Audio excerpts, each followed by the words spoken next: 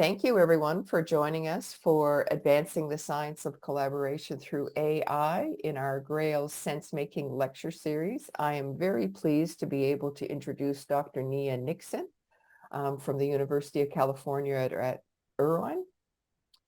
Nia is going to have a conversation today about obviously collaboration, what we can do, looking at how innovation in science and technology are vital for economic competitiveness, quality of life, and national security. Of course, this trend is accelerating the increasing reliance on virtual teams and their collaborative efforts to solve complex environmental, social, and public health problems. To contend with these dynamic conditions, communication and collaborative problem-solving competencies have taken a principal role in educational policy, practice, research, and technology. Nia will explore today several pressing questions regarding the use of AI in advancing the science of collaboration, including how online learning environments can be supported with AI to facilitate small group interactions among students, and what do students learn as a result of such interactions?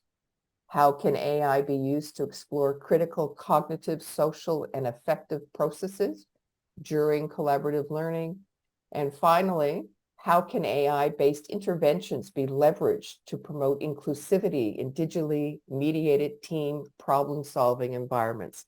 Please join me in welcoming Dr. Nia Nixon, and I'm sure this will be another exciting series. Thank you, Nia. Wonderful. Thank you so much, Grace, for that lovely introduction and the opportunity to be a speaker in this wonderful series that I have personally enjoyed, and I know that my students have been enjoying as well. So yes, today I want to talk about advancing the science of collaboration with AI. And I realize that's an intentionally vague title, and I think that that's because we're doing lots of things, and there are lots of points where we can advance collaboration and the science of collaboration with AI, and I think in our lab we're tackling this from multiple different angles, and so hopefully I'll get to touch on a few of those today with an eye towards inclusivity in particular. So I wanted to, before we jump in, sorry, I'm just moving this so I can see everything. Before we jump in, I thought it would be really good to kind of zoom out and talk about how I got here, how my team got here. I have a team of wonderful students in the Language and Learning Analytics lab here at UCI, and I think it's a good opportunity because as researchers and practitioners, we all sort of end up really interested in a topic and focused on it and the importance of it, but I find it useful to kind of zoom out occasionally and look at the trajectory. So I was originally really interested in human interaction. And in particular, I really was fascinated by really great interactions that leave you super excited to collaborate with people and to do projects and to be friends with people, to feel like you have a place in a community. Versus those interactions that you have and you're like, whoa, I could not see you for a long time, and that would be totally fine. So this is a very human phenomenon. We've all experienced this huge spectrum of interactions with individuals, both in teams and in dyads, and our families and everywhere. That's because we're human and we interact with each other. So what I wanted to know is what makes a really great interaction? And of course, that led me to conversation, right? So conversation is the foundation of all human interaction. And in particular, at that point in graduate school, I was doing a lot of natural language processing. And I realized that the tools that I was using weren't really well suited for conversation analysis. I mean, they allow us to get a higher level sort of understanding of what's going on at an individual level or at an overall team level. But what I was really fascinated by was like the inherent interdependency in conversation and how socio-cognitive and affective processes actually transform over time and depend on each other as they unfold, and sort of what about those things lead to great interactions and bad interactions. So because of the limited methodologies there, I decided to make a natural language processing technique that's called group communication analysis that I continue to iterate on and improve and expand in several different ways. But that really does capture the inherent interdependencies and then critical sociocognitive processes that are inherent in human interaction. And from there, so I and my team started to explore this along several different lines. A major theme that came out of it was this idea of human identity and sort of the role that we play in certain interactions and how that can differ depending on who we're interacting with and the shared history that we have with those people. And I guess perhaps more importantly, what the role that we occupy in the roles that we're engaging with, how that influences our individual learning, problem solving, creativity, so our individual outcomes for an interaction, and the overall team outcome, right? So how much a team is productive or creative or innovative. And then from there, and I'll kind of break this apart a little bit more, but this sort of other square of, okay, so how do these things differ across different people? And in particular, how do they differ potentially for males and females, and how do they differ for underrepresented minority and majority students? And as we'll see, like spoiler alert, they definitely are different. And so now we're kind of at this place of how can we make this better? And there's a lot packed into that little rectangle there that I will ideally try and break apart a little bit towards the end of this presentation. Okay, so that is a high level of what my team and I have been working on in the Language and Learning Analytics Lab. So harnessing this data revolution with new methodologies. So much of, I think I've seen statistics that it's like 97% of the data that's being produced right now is unstructured text data. So how do we start to get a hold of that? In particular, how do we get a hold of the conversation data and build new methods? Somebody has their hand raised.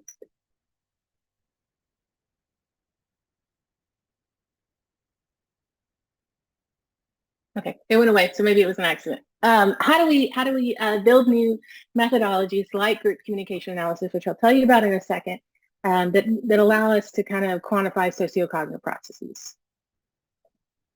And we've used this to characterize the emergent roles and the learning processes at both the individual and team level, and model inclusion. Look at ethnic and racial differences, look at gender differences, and sort of see, do they differ and how much and in what ways? And then finally, not finally, but next and relatedly, promoting inclusion. So there's lots of different ways, and it's actually a very sensitive area of trying to provide feedback, trying to actually improve interactions because of reasons we'll talk about in a little bit. And then most recently, and I'm super excited about this line of research, is the human AI teaming. So we're viewing this in a lot of different ways of mainly not just having AI as a support or a facilitator. That is one way we're viewing it in the lab with a wonderful student of mine, Sihi Park. But we're also looking at it as AI as an actual other human, like that has its own cognitive processes, its own affective and desires, and is operating just like another human in a team, and trying to understand how we can kind of utilize that to understand different collaboration phenomena, which I'm excited about. Okay, so why now? We're at a very unique place in history where we have innovation in science and technology that's accelerating our reliance on virtual teams. I'm giggling right now because this is actually what Grace did in her introduction, so it will sound familiar. Accelerating their reliance on virtual teams and their collaborative effort to solve critical social, environmental, and public health concerns with COVID. And as a result, sort of this idea of communication and collaborative problem solving competencies have really taken a principal place in both education, practice, and research. So digitally mediated team environments, and I'll actually kind of mark that out and just say team environments more broadly, not just digitally mediated, hold a lot of potential for creating more equitable and inclusive interactions, but unfortunately, they are not characterized as such. So, in these environments, women in particular, and underrepresented racial minorities also, face really unique barriers, from not being welcome to participate, limited opportunities, limited perceived power, lower sense of belonging, and lower confidence, just to name a few. There are, in the literature, the causes and consequences of this are numerous and very complex, but the way that we approach this in my lab is really diving into those intra and interpersonal dynamics as we can model them in conversation. I see this as really the foundational aspects of human interaction, as I led you through in the very beginning. So I think that this is a good place to at least start to understand why some people leave a conversation or a team interaction feeling one way versus another. Okay, so we're not the first people to start to look at this idea of inclusion in team environments by any stretch of the imagination. In fact, I will go ahead and get this up. There have been a lot of really cool social psychology researchers that have looked at this and started to notice some really big differences in males and females, and to a lesser extent, just meaning that there's less literature on it, but ethnic and racial differences in team interaction. So one of the things that sort of stimulated a lot of this research for me was this actual paper by Niljana Dasgupta, who I really admire and is a great colleague of mine. I didn't know her when I initially read this paper, but I later met her at a conference when I had the same or a similar slide up, and she was like, "Hey, that's me," and that was really neat. But she basically has done a lot of really cool research around women in STEM environments and their lived experiences. And in this particular paper, she looked at gendered group ratio. So she looked at engineering teams with 3 females and 1 male, or 3 males and 1 female. And then she looked at a host of different individual difference measures like sense of belonging, self-efficacy, feelings within the STEM community, propensity to stay in that STEM environment or that STEM discipline, and then actually followed up later to see if they actually did stay in that environment. And she had some really interesting findings that you would think. So women, on all of those scales, were quite low when they were in the minority. So when there were 3 males and 1 female, than when they were in the majority. In addition to that, though, she looked at language. She looked at conversation a little bit, and she looked at how much do people speak. So this is where the bulk of the research that looks at sort of inclusion and includes any type of language in it, they look at how much are women speaking compared to men.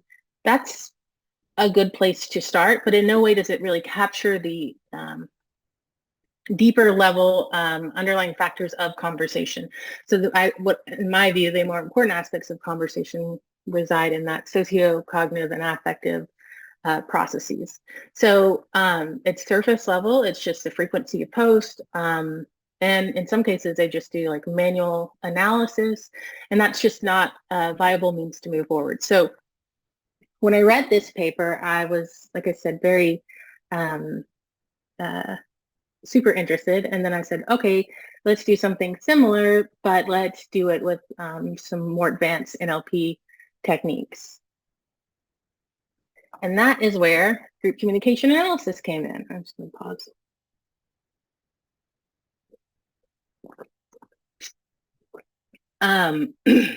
So GCA is the methodology that I developed that allows us to quantify conversational patterns and the critical socio-cognitive processes that underpin them, and ideally learn a lot about what more or less inclusive dynamics look like in team environments.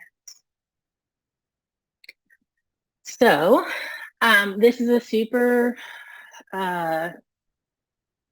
simple view of the type of data you might get out of this type of interaction, where you have something like the speaker, the team that they're in, the discourse that they have said, and the time that they said it. There's tons of rich information in here that traditional natural language processing tools don't allow us to capture. Most of them will just allow you to capture everything that's on like an individual level, so everything that Nia said in a team in isolation, or at the team level, so overall the team has a more negative emotion or positive emotion. But it doesn't get at the interdependencies in conversation. So the question was, how do we go from the semi-unstructured data to something more meaningful, something that allows us to capture the important socio-cognitive processes taking place in an interaction? So in this, again, very simple, but I think potent schematic picture here, we have person A, B, C, D, E engaging over time. And each one of these little bubbles is a contribution. And so what GCA allows us to do is quantify the relationship or the overlap in in meaning across utterances, and then derive several different theoretically grounded measures of those interactions. And we do this using several different approaches, and I won't get into the details of this for this presentation, but the main takeaway is, how do we quantify the semantic and conceptual meaning between utterances as they unfold over time? So currently, GCA is comprised of 6 different measures. The first one is that participation. So I view this as a necessary but insufficient means to characterize human interaction in conversation. And the remaining measures come out of that discourse cohesion, where we have kind of 2 groups, where the first group is these responsivity measures, and this really came out of the literature, I would say the learning sciences literature on collaboration, where you have measures of overall responsivity. So this is capturing the degree to which my current contribution, for instance, is semantically related to previous contributions of my teammates. So that is getting at the social regulatory literature, right? So am I monitoring, building on, and attending to previous contributions from my teammates, or am I simply ignoring them? Not only should you be building on and monitoring your teammates, you should have some level of internal cohesion. So that the internal cohesion is the degree to which my current contribution is semantically related to my previous contributions. And then we have a measure of social impact. So this is one of my favorite measures too, because this is measuring the degree to which my current contribution is semantically related to the subsequent contributions of other people in the team. So that's capturing the degree to which what you're saying is seen as important by other team members. Are they building on it? Is it moving the conversation forward or not? And the remaining 2 measures come out of the team science literature, where we have a measure of newness. So the idea behind newness is, well, the measure of newness captures the degree to which your contributions are providing new, novel, unseen semantic information, or just echoing what's already been said. And the idea is that obviously people should provide novel and unheard information. So an inherent thing in teams more broadly, I'm just talking about the literature base of this, is that people, for a variety of psychological reasons, tend to only share information that everybody in the team already knows. And while that is good in perhaps the beginning of an interaction, it can be really detrimental later, because we all have really unique expertise and buckets of knowledge that can really help improve the outcomes of team interactions, but we tend not to share that information. And then finally, a measure of communication density. So again, this is out of the team science literature, where the idea is that effective communication is concise and condensed. So this is how much semantic information is packed into a contribution. And so currently, these are the 6 measures. We are currently also expanding this. So a big missing component here is affect. So emotions. Emotions, we know, play a critical role in learning, but also in every human interaction we've ever had. And that's not really represented here. So you can imagine measures of affective impact, right? So this social impact measure, you can imagine making one for frustration or anger or boredom. So when one individual is feeling a particular affective state in a team interaction, how does that percolate through the system, and what are the outcomes of that, or the consequences of that? Using this approach, we have explored over 8,000 individuals and 6,000 teams across a number of different kind of contexts, everything from small group interactions that take place with like 3 to 5 students, which I think we're talking about today, up to more distributed interactions that take place in massive open online courses or crowdsourced design interactions, and with a number of different sort of disciplinary contexts. So everything from like STEM focus, so science, technology, psychology, education teams.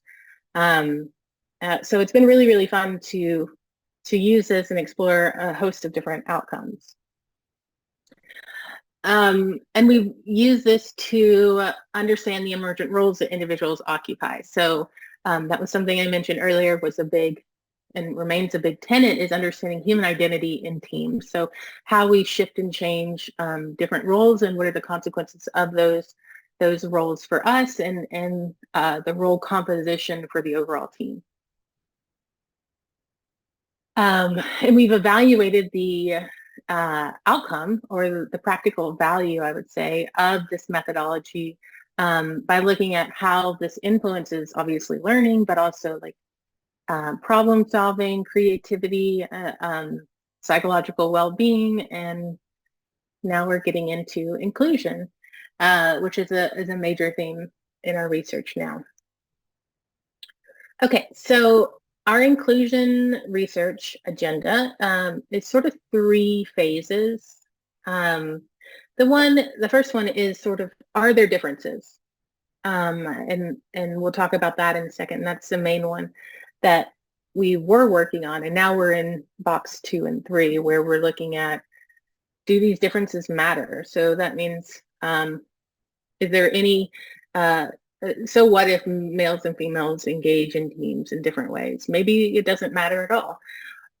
That's not quite true, but what we're actually trying to quantify is the degree to which it matters for these critical psychological measures that kind of capture an individual's lived experiences in teams.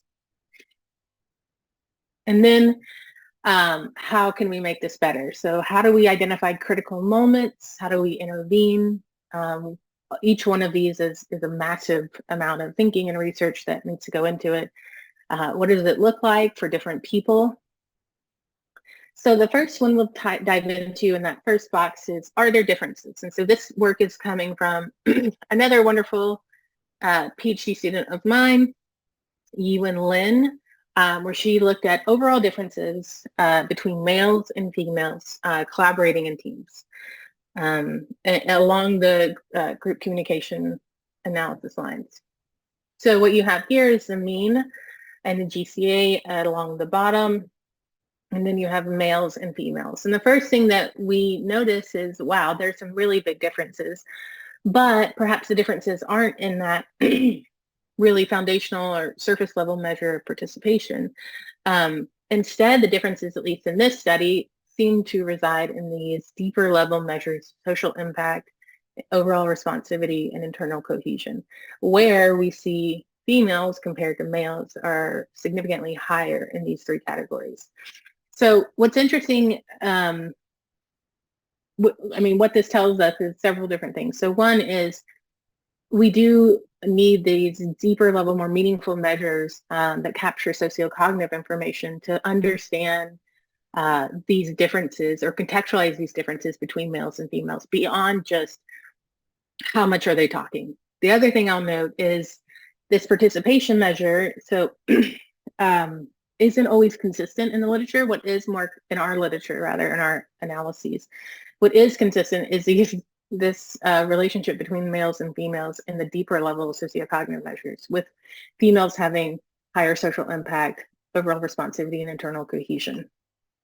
And I think it's interesting too, because I mean, we all know these sort of stereotypical things that you've heard, that males dominate work conversations, and sometimes our analyses show that in certain data sets, and sometimes, like in this one, they don't, or the stereotype that females talk too much in home environments. But I think, one of the things that this allows us to do that I think is really important is dive deeper beyond just that number of words.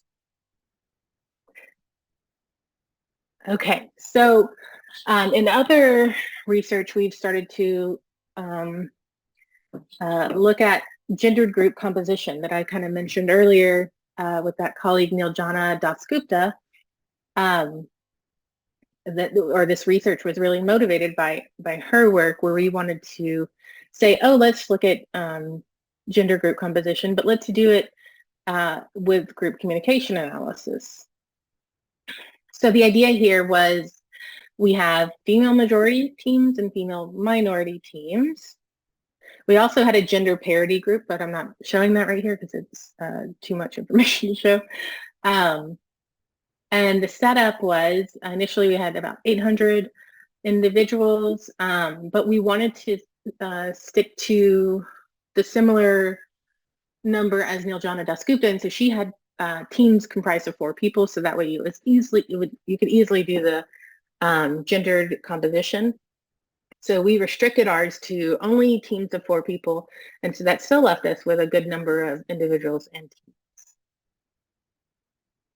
So people read the assigned reading, they logged onto their educational platform, they took a pre-test, they chatted with 4 other people, or 4 people total, for about 20 minutes, and then they signed off. Experiences differ across these 2 kind of gendered groupings, where we have, over here we have the results, the mean GCA across for the female majority teams, and for the female minority teams, the same thing. So there are 3 big takeaways. Again, 4. The first one I'll point out is the inconsistency in the participation measure, but the consistency in the other measures is notable, where the major differences again reside in these deeper level measures of social impact, internal cohesion, and overall responsivity, with females actually performing higher on the majority of these when they are in the minority and when they're in the majority. Interesting. And then just a last kind of interesting note is that that males actually appear to improve in terms of those more collaborative measures, or the sociocognitive measures, when they are in a female majority group. So when males are in the minority, they seem to engage in more productive ways. So far GCA does appear, and we've replicated both the gender composition and overall gender differences across a number of different studies, and looked at it with underrepresented minority and majority students, as well as at a cultural level, looking at individualist cultures and collectivist cultures, which I didn't have time to chat about today, but the results are both interesting and in line with what we're observing for the gender differences. But the takeaway for us here across all of these studies and analyses is this is providing a really valuable way for us to start to gain meaningful information about the experience for males and females in team environments, and that it helps us answer that first block of questions of, are there gender/ethnic differences? Yes, there are. So the remaining parts, and kind of where we're living right now, is understanding the impact of those differences for those different populations of individuals and trying to improve them. Um, so one thing I'll say here in this middle box right now, I have two students, again, you and Lynn and Spencer, are doing different studies looking at sense of belonging and self-efficacy and team cohesion, with Spencer looking at really interesting aligning your your orientation with different, how well you take or you experience different types of less or more inclusive behaviors in teams. So I'm excited to have that research come out in the next few months. And then UN is looking at this in a STEM environment, but like at scale. So it's a global environment called Neuromatch, where they run these summer institutes for students to learn like deep learning courses and things like this. It started during the pandemic. And we've been working closely with them to explore how does this differ across males and females, and incorporate a lot of these lived experiences, so the sense of belonging, self-efficacy measures into the courses so that we can actually understand how they shift and change throughout the summer. So I'm excited about both of those. Additionally, we're doing several different iterative experiments to kind of tease apart the different types of intra and interpersonal dynamics that lead to varying outcomes for women. And we're evaluating a lot of different feedback approaches. So one of the things I always kind of pause here and say is like, it's very interesting and very difficult to say, okay, there are differences. Okay, these differences seem to matter in meaningful ways for women, for instance. Let's fix this. Let's think about how we can make this better. Unlike, I have a background in intelligent tutoring systems and areas where we provided feedback to students, but it was really content-based feedback. So it was about whether or not you got an answer right or wrong, or whether or not you had a misconception. And it's occurred to me over the last couple of years as I'm thinking about providing feedback on interpersonal dynamics, that these are very different things and different in big ways, in the sense that there's less, I'm not saying there's no, but there's a lot less individual ownership over like, oh yeah, I got that question wrong, versus, hey, Mia, you are ignoring Grace in this conversation. Why don't you follow up on what she had to say, and things like this, right? So it's way more sensitive. And so we're going into this iterative experimentation with that in mind, with that idea that we don't want to unintentionally alienate people or make them feel worse in these environments. So yeah, so we're thinking a lot of different ways to provide this. So you can imagine a teacher dashboard where you have, say it's an engineering class, and they're always working in teams because that's how we work and live. But in addition to the teacher having information about the progress of their collaborative project, they also have information as provided from GCA about the intra and interpersonal dynamics and how that differs for different types of students. So for females and males and underrepresented minorities and majority students. And so that way the teacher could actually start to teach some of these foundational collaboration skills, like how to be a good collaborator is not taught in schools, yet everybody is expected to come out of the university with whatever content knowledge you went into the university trying to get, plus be a wonderful communicator and collaborator. And that's just kind of ridiculous because no one teaches it. So, and that also goes back to this point of like, a lot of these differences we're seeing, I don't think people are aware of. I think, I don't think that the majority of male students are intentionally going in and performing in a way that's less than desirable in a team. I think that they're completely oblivious to it because no one taught them how to do it. So to that aim, we could also have some student styled feedback where this is just like a mock-up view of something else, but you could imagine that could be different measures of your interpersonal engagement, that we could provide back to you, similar to a Fitbit, that gives you information on your heart rate and your number of steps per day and how many times you meditated. This is just personal insights that you can do with it what you want. But I think just that general awareness would help a lot, period. And then perhaps gentle behavioral nudges, or even a gamified version. So we've also thought about, and we're hoping to collaborate with some people that are looking at this for younger populations of students. So all of the analyses that we've done to date have been on university age or older. But you can imagine this could be even very powerful for younger students as they are collaborating in the classroom, and they could have some gamified version or badges that help them kind of learn how to be a good collaborator, and learn how to be more inclusive and aware of your collaborative partners as you move forward. And then I'll just finally, this is one of the papers that I'll include in the resources after this talk, but I'm in love with this paper. It's called Machines as Teammates, a research agenda on AI and team collaboration.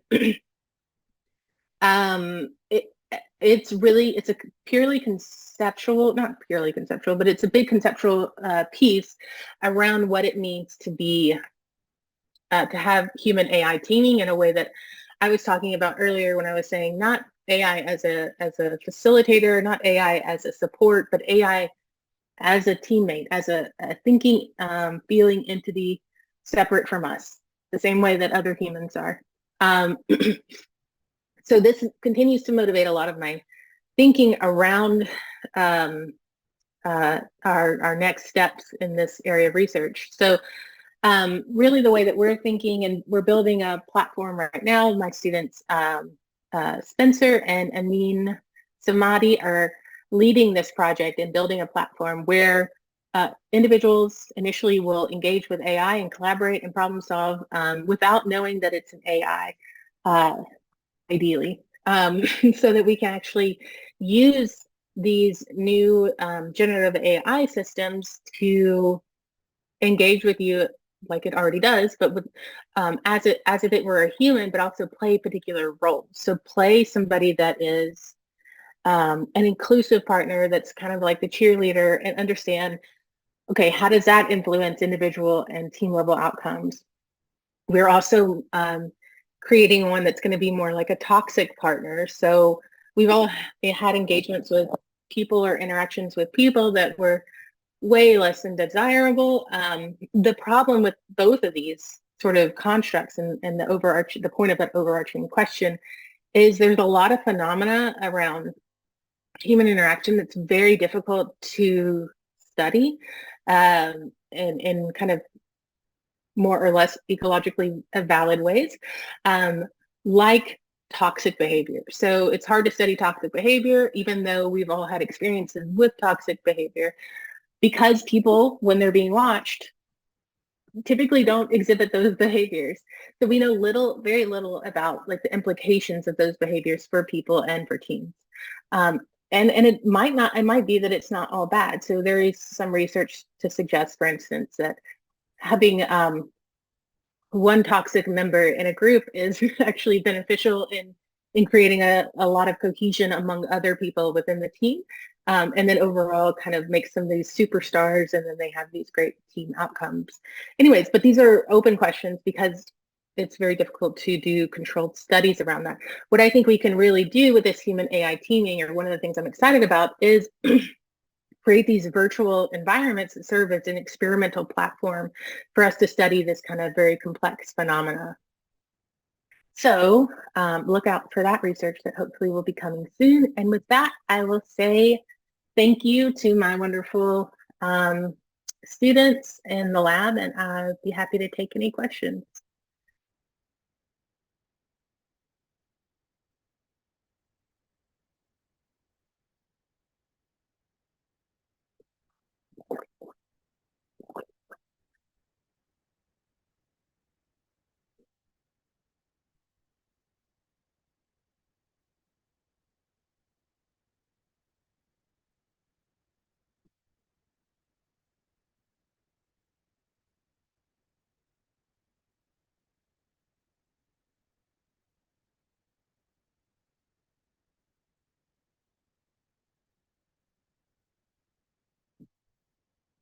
No question is silly.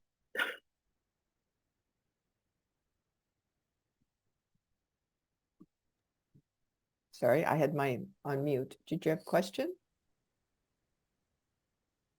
Oh, I don't have any questions. Okay. All right. We're just seeing what's in I can see to everyone, some chat, some questions. Does anyone, would they like me to enable anyone to talk? If anybody wants to put their hand up, I can enable you to talk as well and ask a question. Okay. Erica? Hi there. Can you hear me okay? Yes, we can. Yes. Awesome. First of all, thanks for your talk. I found it really, really interesting.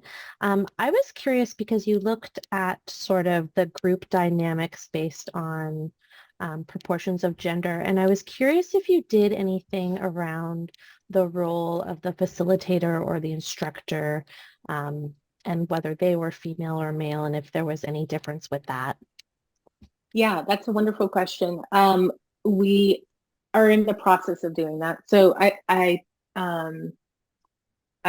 mentioned at one point so that there's this thing called Neuromatch Academy, and that's that intensive summer school that's open to people around the world. And the setup for that is it's a collaborative learning environment where people have pods, what they call them, and then there's a TA for every pod, and then then those things create groups, and there's a super TA. So there's this hierarchical structure, and that's the first time that we've actually had, I would say, meaningful data on that, on somebody that plays an instructor type role. But I'm excited to look at that because there is some research around sort of the hierarchies and how those differ coming out of Niljana Dasgupta, where she at least has found that having a peer, like I forget what she called it, but somebody that's slightly more senior than you, but also a peer, like a peer mentor of the same gender, drastically changes your experience in STEM fields. And the same, I think she's found for female teachers for female in STEM. So the short answer is no, but super interesting question, and we're planning to look at it. Okay, awesome. Thank you. Yeah, I'm doing some similar because I run a program to get girls interested in STEM, and we've been playing with pairing them with like a post-secondary student or like an industry mentor and figuring out what works the best. And yeah, some research on it, but not a lot out there. Yeah, I will make sure to include and I think I share resources with you guys after this, so I'm happy to include the particular article I have in mind from Niljana Dasgupta. Amazing, thank around you. that. Thanks. Nia, Stella has popped into the chat a question or a topic about information that she's found around Toronto Metro's learning, who have AI actors in simulation scenarios. And she's popped a web link in there too. Stella, did you want to talk a little more about it?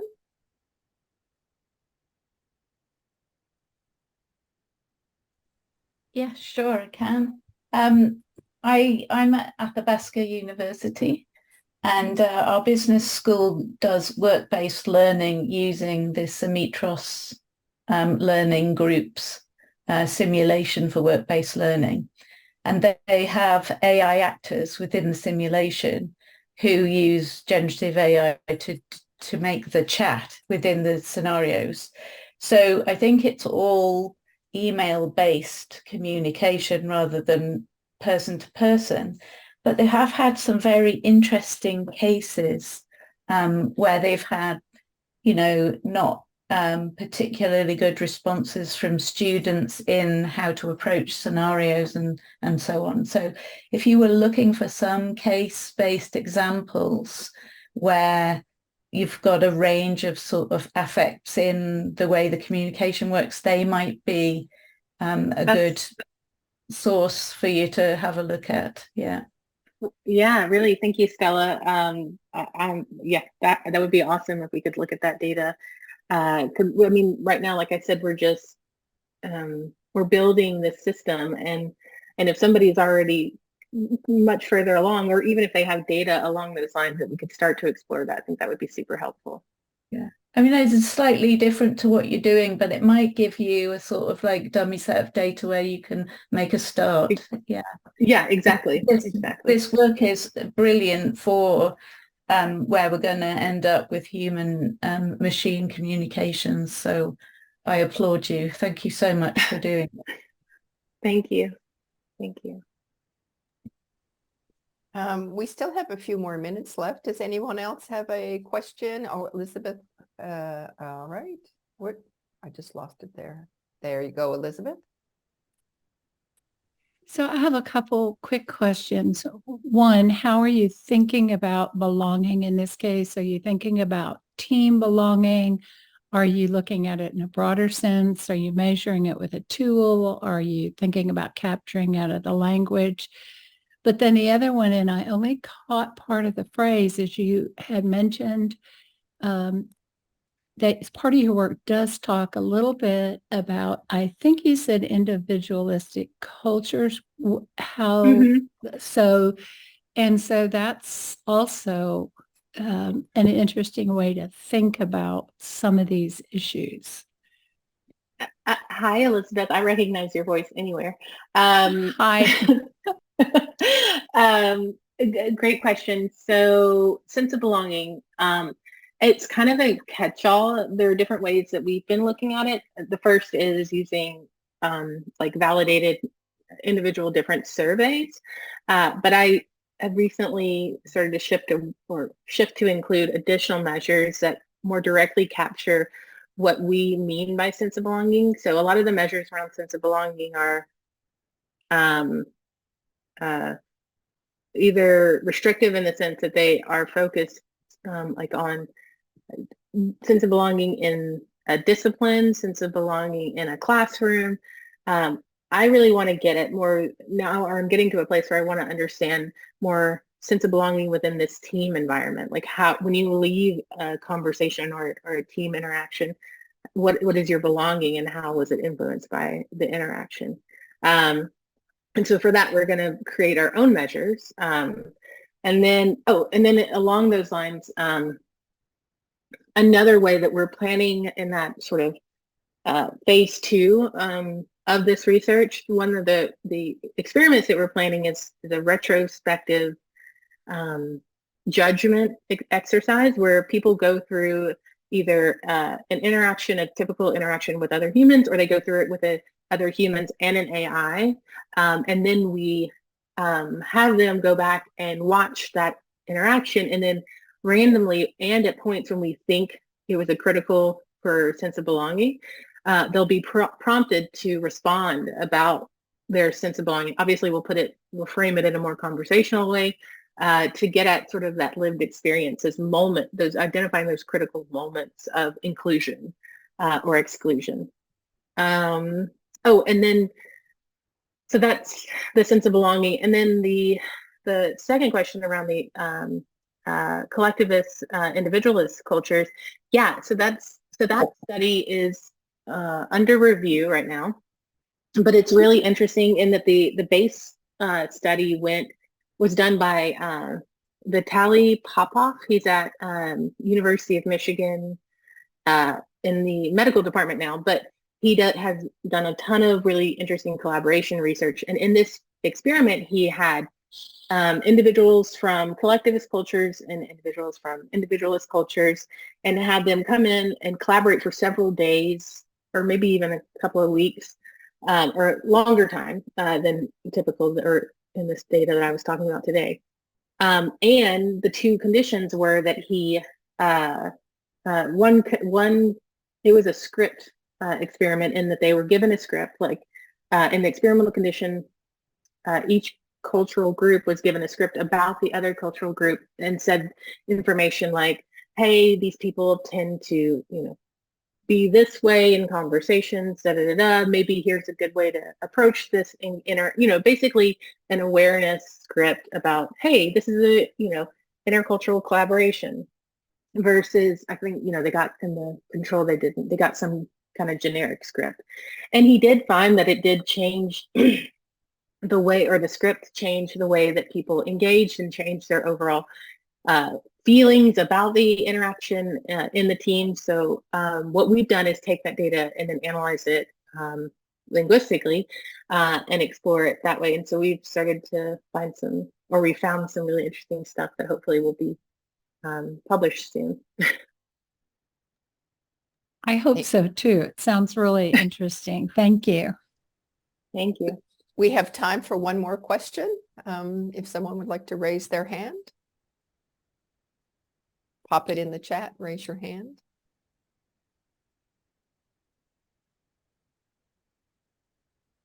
All right. Well, I think that's it. Thank you so much, everyone, for joining us today, this morning, this evening, wherever you are in the world. Thank you, Nia, for another stimulating lecture series and webinar, and we look forward to collaborating more with you in the future. Thank you. Thank you so much for having me.